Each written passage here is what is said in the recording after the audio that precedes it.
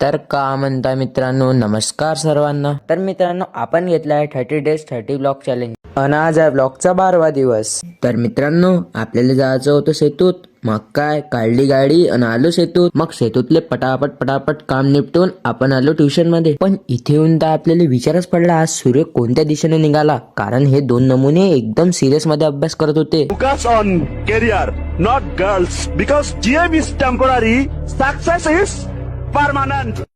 मग वेदांत भाऊचं मोटिवेशन ऐकून आपण तर एकदम सिरियस झालो अभ्यासासाठी. मग आपण पण लागलो अभ्यास करायला. मम्मी और पापा को निराश नहीं होने देंगे, क्योंकि मैं जानता हूँ जो पानी से नहाएगा वो लिबाज बदलेगा, जो पानी से नहाएगा वो लिबाज बदलेगा, जो पसीने से नहाएगा वो एक दिन लाश बदलेगा. मग ब्रेक वगैरे झाला तेव्हा भावेश भाऊ म्हणे, चल भाई आपण मोबाईलचं गार्ड बसून येऊ म्हणे.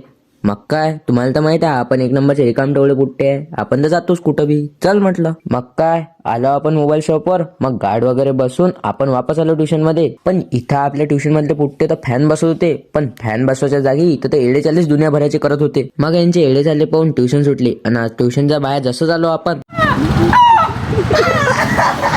बाई खरंच सांगतो, दुनिया खतम होऊन जाईन पण यांच्या चेंगाड्या कधीच संपत नाही. मग यांच्या चेंगाड्या पाहून आणि यांचा निरोप घेऊन आपण निघालो आपल्या सिक्रेट कामावर जाण्यासाठी. तर मित्रांनो, ब्लॉग आवडला असेल तर फॉलो नक्की करून घ्या. तोपर्यंत जय श्रीराम.